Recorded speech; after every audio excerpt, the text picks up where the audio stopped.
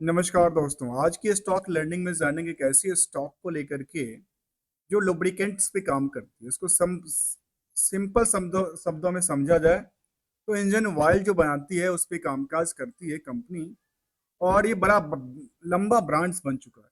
लंबा ब्रांड्स मतलब बड़ी ब्रांड बन चुकी है, बड़ी लंबी चौड़ी ब्रांड्स है जहाँ पे इंजन ऑयल के अंदर कार के लिए और जो कि वाइस मोटो साइकिल या फिर स्कूटर मान लीजिए, स्कूटी मान लीजिए, उसमें इंजन ऑयल की जरूरत होती है जिसको लुब्रिकेंट्स कहते हैं।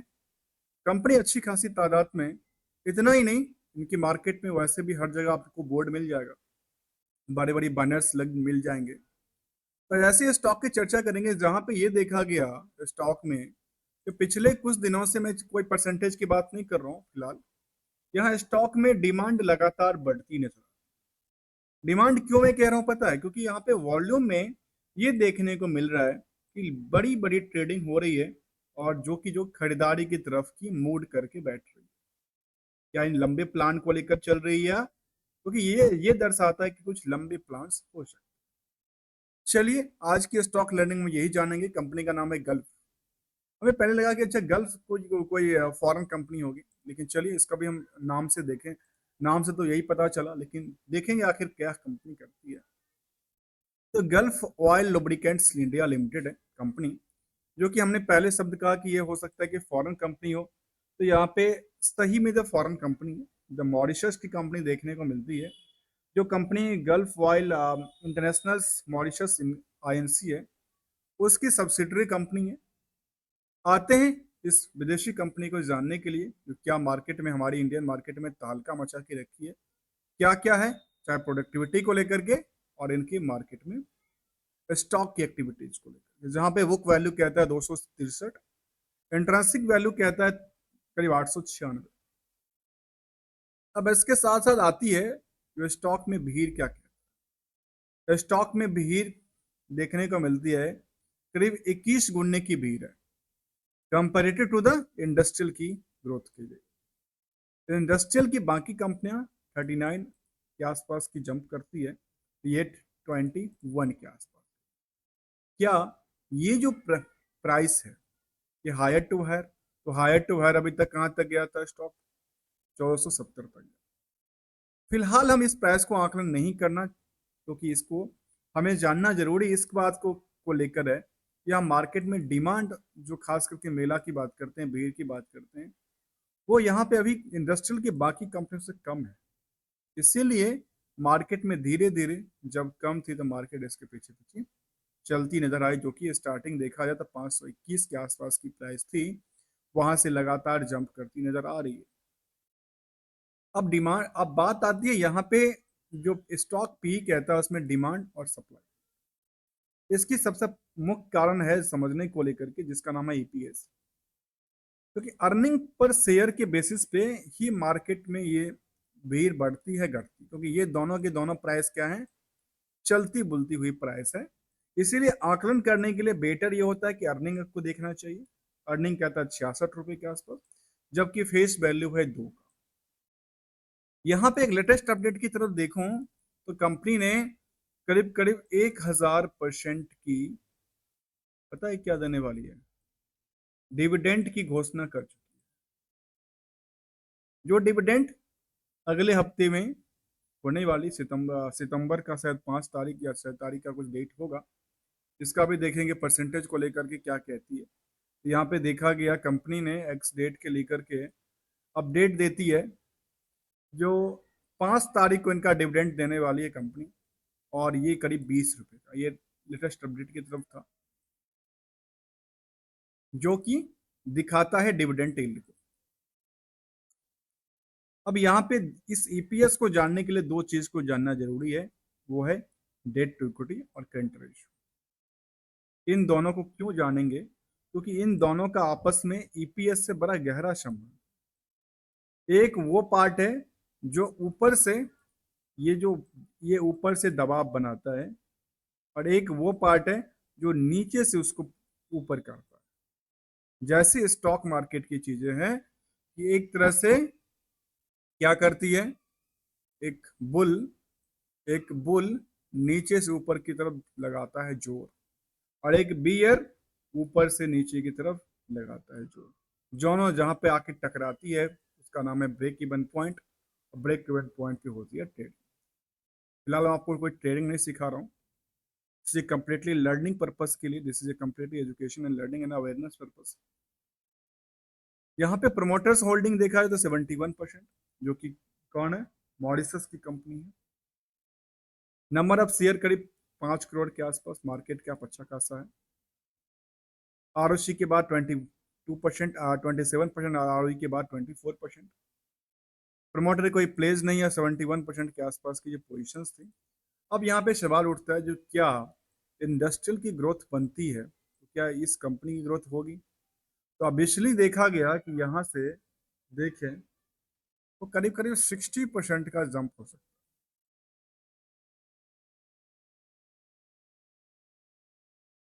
करीब करीब 60 to 70% का जंप देखने को मिल सकती है।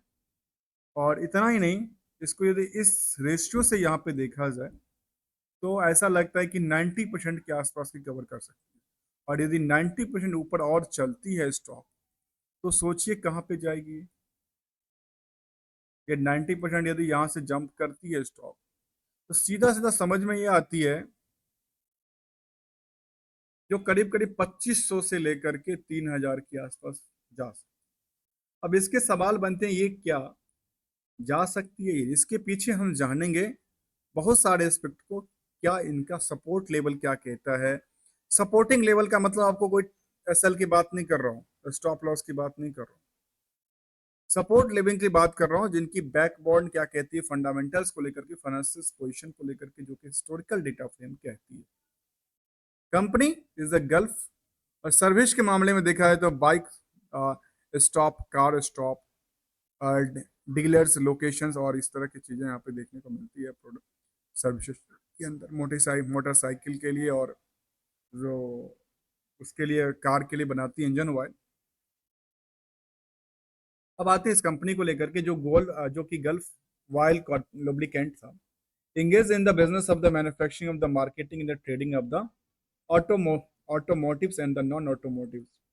दोनों के लिए, कई बार इंडस्ट्रियल यूनिट्स के लिए भी यूज होती है ये, जिसको कहते हैं while lubricants companies in the India amongst private player के तौर पे कामकाज करती है।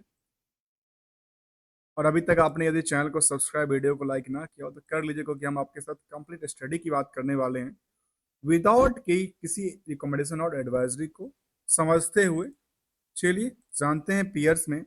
जहाँ पीयर्स में Pidilite industries SRI for the lens India नाम निकल के आती है। यहाँ की कंपेरेटिव दूसरे कंपनी से कंपेयर करके देखा जाए तो यहाँ पे फिलहाल अभी क्या है, स्टॉक में उतनी भीड़ नहीं है, मार्केट में उतनी भीड़ नहीं है। मार्केट में तो अच्छी खासी भीड़ है लेकिन इस दुकान पर अभी तक उतनी भीड़ नहीं पहुंची है। लगता है कि दुकान अभी काफी दूर है। आइए जानते हैं इसकी बैकबोन को, जहां पे फाइनेंशियल पोजीशन को देखते हैं कंपनी को लेकर के क्या क्या। फाइनेंशियल पोजीशन में देखा जाए तो कंपनी की क्वार्टरली रिजल्ट में कंपनी के पास जो अपडेट होती है, मैनेजमेंट ने जो परफॉर्मेंस लेवल की बात किया है उसमें देखने को ये मिली जो वायो वाई के बेसिस पे 812 करोड़ से 894 करोड़, क्यू और क्यू में या 870 करोड़ से 894। इसका भी एक परसेंटेज है, मैं ऐसा नहीं कह रहा हूँ परसेंटेज मैं कोई जैसे परसेंटेज की बात नहीं कर रहा हूँ, ये परसेंटेज मैं यहीं से कवर करता हूँ जो कि ऑलरेडी यहाँ पे मेंशन्ड है। मैं कोई भी कैलकुलेट नहीं कर रहा हूँ सामने में। यहाँ पे देखने को मिली जो वायो वाई में 10% की जंप करती है रिवेन्यू के अंदर, ऐसे ही 11% एक्सपेंसेस बढ़ जाती है। नेट इनकम 26% इंक्रीज करती है और नेट प्रॉफिट मार्जिन 14% और नेट बीटा की बात करें तो करीब 23% के आसपास की जंप देखने को क्वार्टर ऑफ क्वार्टर मिला है। जहाँ पे ऑपरेटिंग प्रॉफिट भी क्या कहती है, ऑपरेटिंग प्रॉफिट भी देखने को मिली जो कंपनी के पास इस पीरियड में जंप करती नजर आई। प्रॉफिट के आकलन में 68 करोड़ से सीधे 84 करोड़ पे जाती है। चाहे इतनी की बात करें या इसकी बात करें, तो अभी तक के टॉप यदि इसको अवार्ड कभी मिला होगा, अवार्ड की बात कर रहा हूँ, अवार्ड इसको कब मिला होगा, तो लास्ट क्वार्टर मार्च के अंदर अच्छी खासी परफॉर्मेंस किया 87 करोड़ तक का। इस क्वार्टर में आके थोड़ा सा पिटा। इसके बाद जानेंगे ईयरली बेसिस पे। ईयरली बेसिस पे देखा गया कि इनकी जो सेल्स रही है, सेल्स क्या लगातार जंप करती है। इसका भी हमने एक चार्ट लिया, इसका भी चार्ट है जो सामने आप चार्ट देख पा रहे हैं, चाहे वो क्वार्टरली की चार्ट थी या फिर प्रॉफिट के बेसिस पे या फिर ईयरली के चार्ट। इसी बेसिस पे हमने और भी चार्ट लिया है। उस चार्ट का देखा है तो एविटा वर्जन में हमने नेटवर्थ का भी पोर्शन एविट का किया है।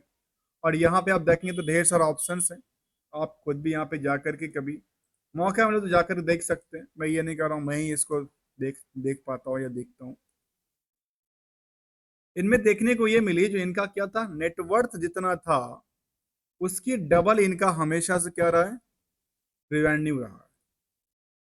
चाहे स्टैंडअलोन डेटा था या कंसोलिडेटेड डेटा की चर्चा, दोनों में इनका यही निकल के आती है। जहां पे प्रॉफिट की, नेट प्रॉफिट की बात करें तो काफी कम परसेंटेज ऑफ देखने को मिली है, उसका भी हम ध्यान रख के चलते हैं। जहां पे ये देखने को मिला लगातार सिलसिला बढ़ता नजर आया। प्रॉफिट के आकलन में क्या निकल के आती है, करीब 306 करोड़ 8 करोड़ के आसपास 324 करोड़ पे जाते हैं। मतलब ये दोनों तरफ क्या कर रही है, बढ़ती नजर आती है। जिसके बेसिस पे जो ईपीएस की पार्ट थी वो क्या होती है, बढ़ती नजर आती है। इसके साथ साथ देखा जाए तो ईयर ऑफ ईयर के बेसिस पे भी कंपनी का जो परफॉर्मेंस रहा है वो 10% के आसपास रिवेन्यू जंप करती है, 20% एक्सपेंसेस बढ़ जाती है। ये बढ़ने के बाद भी जो इनकम सोर्स था वो 32% से ज्यादा इंक्रीज करती है, और नेट प्रॉफिट मार्जिन भी 20% और रिस्क भी नियरली ऑन अबव द 20% से ज्यादा ही देखने को मिली। अब एक सवाल आती है मन में, दो सवाल उठती है। वो सवाल पता है क्या है, वो सवाल ये होता है जो प्रॉफिट हमेशा क्या होता है, बुक्ड किया जाता है। प्रॉफिट हमेशा क्या किया जाता है, बुक्ड किया जाता है। और बुक्ड के पीछे हमें जानना जरूरी वो है जो बैलेंस शीट में छुपी हुई राज होती है। इसके लिए जहां पे हमने दो फिगर को स्टार्टिंग में समरी तौर तौर पे क्या किया था, मार्क किया। इन दोनों को जानते हैं बैलेंस शीट में, जहाँ पे बोरोइंग्स को लेकर के अपडेट ये निकल के आती है जो इनके पास बोरोइंग्स का सिचुएशन क्या है, अभी इंक्रीज नहीं कर रही, मतलब इनका धीरे धीरे क्या हो रही है, डेट्स रिड्यूस हो रही है। जब डेट्स रिड्यूस होगा तो मार्केट में क्या बनेगी, अलग पोटेंशियल बनती है। इसके साथ अब आते हैं दूसरा फैक्टर। अब इनका ये देखा गया कि फिक्स एसेट लगातार इंक्रीज की, वर्किंग जो प्रोग्रेस था वो भी लगातार बढ़ी है, इन्वेस्टमेंट भी लगातार बढ़ी है, इन सब के पीछे बढ़ी है। अब लास्ट टू लास्ट देखा जाए जिसको कहते हैं उधार, जो कि करंट रेशियो के अंदर आ जाती है। अब यहाँ पे देखा जाए तो निकल के आती है कि इनके पास 502 करोड़ के मार्केट में पैसे लगे, जो क्या है, उधार है। उधार के अंदर रिस्क कितने दिन का होता है वो जानना जरूरी है। तो आइए इस रिस्क को नंबर ऑफ डेटर्स से कंपेयर करके देखते हैं, फिर हम नंबर पे जाएंगे। आखिर नेट प्रॉफिट मार्जिन के बेसिस पे और सेल्स के बेसिस पे जो जो परसेंटेज निकल के आती है डेटर को लेकर के, वो क्या क्या। तो चलिए इसको देखा जाए तो यहाँ पे जो एक रिड्यूस होना चाहिए टाइम, वो 5 दिन का बढ़ जाता है। अर्थात क्या हुआ, टीम की तरफ से थोड़ा सा कमी देखने। इसके अलावा जो 500 करोड़ में मान लेता हूं, 500 करोड़ की बेसिस पे इसको देखा जाए वो कितने कहती है, 3000 करोड़ में 500 करोड़, नियरली 6% के आसपास।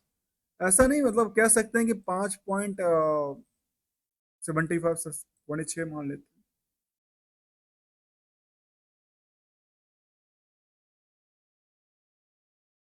Sorry, this is incorrect.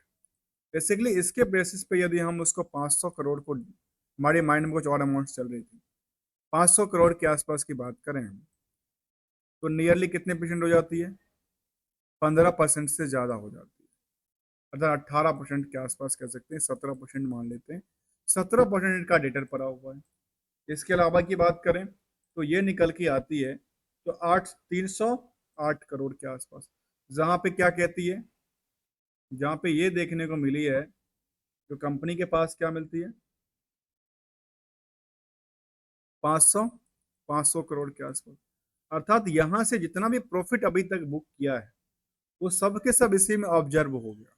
अर्थात मार्केट में यदि इसके पीछे कुछ ऊपर नीचे होगा अमाउंट को लेकर के, घींचातानी होगा, तो फिर क्या होगा, इनकी इस पोर्शन को थोड़ा सा हिला देगा, क्योंकि इनके पोर्शन से मार्केट में उनके उधार ज्यादा पड़ा हुआ और जो बुक्ड प्राइस था वो पैसा अभी तक आया नहीं, मार्केट में अभी भी लगा हुआ है। आज के स्टॉक लैंडिंग में जान रहे हैं हम गल्फ लुब्रिकेंट्स फॉइल को लेकर के। आइए इसके इन्वेस्टर पार्ट को भी देखेंगे। और जहां तक हमने ये देखा कि कंपनी के पास जो डिविडेंड का पार्ट है वो 20 रुपए देगी, इसका कैलकुलेशन करेंगे तो आखिर निवेशकों को कितने की फायदा दे रही है। और यहाँ पे सबसे बड़ी बात जो हमने स्टार्टिंग में कहा था, यहाँ पे ध्यान देने वाली बात यह है, जो हमेशा वॉल्यूम पे ही ध्यान रखना चाहिए। बाकी मार्केट में सारे के सारे जो चीज चलती है ना वॉल्यूम के बेसिस पे ही आती है। वॉल्यूम ही सेंटिमेंटल को दर्शाता है कि वॉल्यूम की सेंटिमेंटल किस तरह जा रहा है। कुछ समझ ना आए ना तो वॉल्यूम को देखना, बिल्कुल ही वॉल्यूम ही देखना चाहिए, कितने वॉल्यूम आ रहे हैं मार्केट में और वो वॉल्यूम क्या संकेत दे रहा है। क्या संकेत बिकवाली का प्रेशर में चल रहा है या खरीदारी का प्रेशर। अब आते हैं इसी पड़ाव को आगे करते हुए इन्वेस्टर को लेकर के, जहां नेट प्रॉफिट मार्जिन और ऑपरेटिंग प्रॉफिट मार्जिन के बारे में कंपनी कहती है।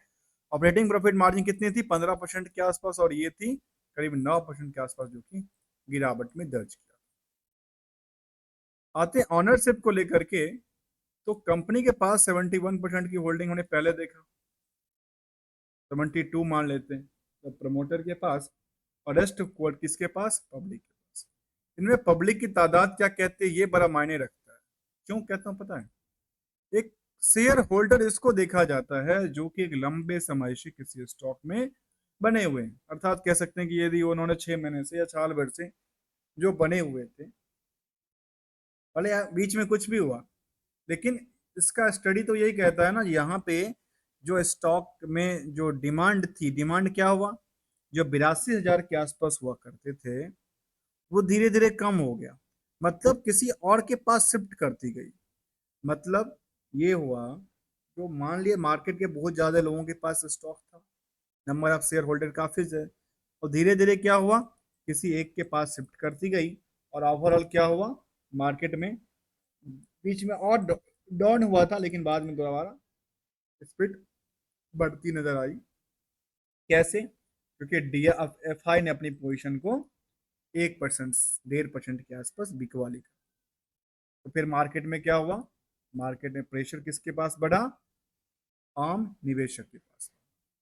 तो आते हैं बल्क ट्रेड के अंदर, ये देखा गया कि 26 जून के बाद कोई ऐसा डील कहती नहीं, उसके बाद कोई ऐसा डील देखने को नजर नहीं आई।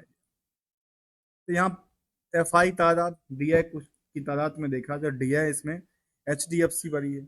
एच डी एफ सी बड़ी म्यूचुअल फंड्स कंपनी है, जो इनको जिनको लगता है कि यहाँ पे विश्वास है। पब्लिक के पास ऐसा कभी देखने को नजर नहीं आई। और नियर अबाउट 70-71 हजार के आसपास की तादाद थी।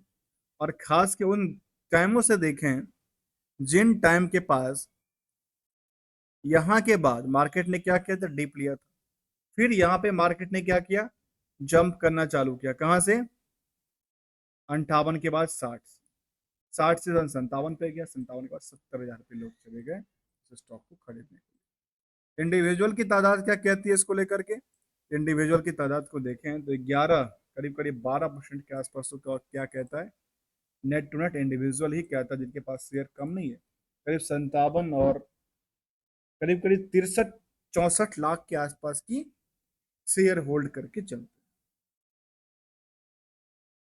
यहाँ पे वॉल्यूम को बड़ा अच्छा से रिसर्च ये किया सकता है, हमें वॉल्यूम बेस कहती है कि वॉल्यूम क्या हुआ, वॉल्यूम बेस इस तरह की डेटा निकल के आती है। और वॉल्यूम को हमेशा देखना चाहिए, वॉल्यूम ही आपको सेंटिमेंटल अपडेट्स निकल के देती है। अब आती कुछ और अपडेट के साथ, जिसमें देखा गया कि फिलहाल कंपनी ने अलॉटमेंट ऑफ इक्विटी शेयर किया था। किसको किया था? अपनी एम्प्लॉय को किया था। इसके अलावा की बात, तो एक बात और निकल के आती है जिसका नाम है एनालिसिस की। एनालिसिस की पार्ट में देखने को ये मिलती है जो कंपनी की डिविडेंड पेइंग कंपनी में अच्छी खासी रही है। इसके बाद आते हैं कंक्लूजन की तरफ। आखिर मार्केट में अपने निवेशक को आज तक दिया क्या, अपने निवेशक को क्या दिया, उसके तौर तरीके देखा जाए तो ये देखने को मिलती है पिछले 6 महीने में 41% का रिटर्न दिया है। ऐसे रिस्पेक्टिवली यदि एक साल के डेटा को देखें तो 145%, साथ में देखें 5 साल में तो करीब 64%। अब मैं केवल और केवल कैलकुलेशन करूंगा एक साल के डेटा को लेते हुए, जहां पे 145% की जंप दिया और उसके पहले स्टॉक की प्राइस कितना था? 840 रुपये। अब यहाँ पे बात सब स्टार्ट होती है इन्वेस्टर की बात, जो एक अवेयरनेस इंटेलिजेंट इन्वेस्टर है उसकी बात कर रहा हूँ। यहाँ पे 840 के प्राइस में जिन लोगों ने लिया, ठीक है, मैं ये नहीं कर रहा हूँ अभी इसको खरीदो बेचो रखो, ये दिस इज योर डिसीजन, आपकी पैसा है, आपका डिसीजंस हैं, आपकी प्रॉफिट आपके लॉस आपके, तो मैं क्यों आपको एडवाइस करके चला जाऊं।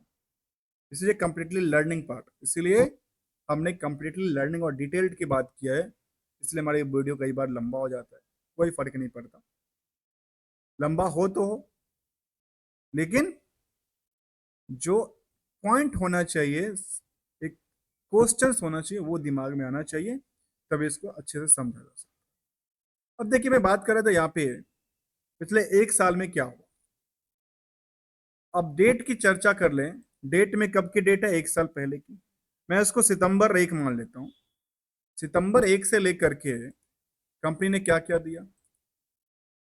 सितंबर 1 के बाद कंपनी ने आपको पहले 16 रुपया दिया इंटरम डिविडेंड फरवरी के अंदर, फिर देता है फाइनल डिविडेंड, मतलब ओवरऑल 36 रुपए का देता है डिविडेंड का, ठीक है। उस टाइम पे स्टॉक की प्राइस कितनी थी? उस टाइम पे स्टॉक प्राइस थी 840 रुपये। 840 में 36 रुपए को और भी ऐड कर दीजिए, तो आपकी 840 में कितना देता है? 36 रुपए। अर्थात सीधा सीधा समझा जाए तो 4%, 5% मान लेते हैं इसका। 5% तो ये सीधा सीधा क्या देती है? डिविडेंड देती है मार्केट प्राइस की बात करो, मार्केट प्राइस की। उसके बाद 5% के बाद 145% का और रिटर्न देती है, तो हो गया टोटल 150% की रिटर्न। सोचिए, अब यहां सवाल उठता है क्या बैंक एफडी, इंश्योरेंस या अदर एसआईपी आपको एक साल में 150% बना के देता है? कोई नहीं देता। ये स्टॉक मार्केट की क्या है? रिस्क फैक्टर भी है, और रिस्क बेसिस पे प्रॉफिट गेन का, प्रॉफिट का अंदाजा भी लगता है। तो चार्ट लेवल में बिल्कुल ये देखना चाहिए जो आखिर वॉल्यूम क्या कहती है, वॉल्यूम किस तरह से संकेत देता है, वॉल्यूम का सेंटिमेंटल क्या कहता है, बाकी सारी फिगर को कुछ ऐसी जरूरत नहीं पड़ती। आज के स्टॉक लर्निंग ने जाना gulf while lubricants India limited को लेकर के। अब यहाँ पे जो हमने पहले कहा था कि इसकी प्राइस में कितना तक 2500 के आसपास जो जाने वाली थी, क्या सस्टेन करेगी? क्या इसमें एक सवाल और था, क्या इसका एंट्री एग्जिट है? हर हमेशा आप मार्केट को आप आकलन करके देखो। मैं ये नहीं कहता हूँ कि यहाँ पे एंट्री करना चाहिए, यहाँ पे ये, तो आप मार्केट को एंट्री करके देखो, मार्केट में हर समय तो एंट्री होती है, हर समय एग्जिट होती है। कोई एंट्री कर रहा है, कोई एग्जिट कर रहा है, जिसके मन में जैसा सवाल है वैसे इस तरह के कामकाज कर रहा है। अब एंट्री एग्जिट के बाद जो रूल कहता है, रूल मार्केट के लिए एक ही कहता है, उसका नाम है टारगेट। टारगेट क्या है? टारगेट में दो तरह की टारगेट, एक है टर्म टारगेट, एक है ग्रो टारगेट। टर्म और ग्रो को आपस में कंबाइन करना जरूरी है, इसको हाइब्रिड बनाइए। हाइब्रिड बनाने के बाद माइंड में एक एक छोटा सा पॉइंट है उसको रखिए, जिसका नाम है एसएल। एसएल को माइंड में मेकअप करते हुए चलिए, और मार्केट में हमेशा यदि ग्रो दे रहा है तो ग्रो दे रहा है तो अच्छी बात है, ग्रो पे ग्रो बनती जा रही है, नहीं दे रहा है तो एसएल का पोजीशन को यूज करना चाहिए। तब तक के लिए thank you so much for joining here दोस्तों। आज के स्टॉक लर्निंग में यही जाना, साथ में एक लास्ट अपडेट की बात कर लें जहां परफॉर्मेंस की बात करने वाले थे। आखिर परफॉर्मेंस लेवल क्या कहती है, चाहे वो एनर्जी सेक्टर की बात करो या इसको बीएससी एनर्जी सेक्टर के अंदर रखा गया है। लाइक शायद actual lubricant in the energy sector और नॉट श्योरिटी, जबकि इसके पीयर्स कुछ और कहते होंगे। इसके पीयर्स बारे में कहते हैं Castrol in this is completely Castrol, Gandhar oil कहती है। But in the B S N S C part is the peers company में कहती है, इनके पास क्या है, पीयर्स कंपनी में कहती है कैस्ट्रोल है, सविताज ऑयल हैं, और Gulf oil lubricants as per the standalone data, as per the consolidated data, this is a completely as per the different something is the as per the number of share or number in as per the revenue basis on the BSE or NSE. Thank you so much for joining here दोस्तों।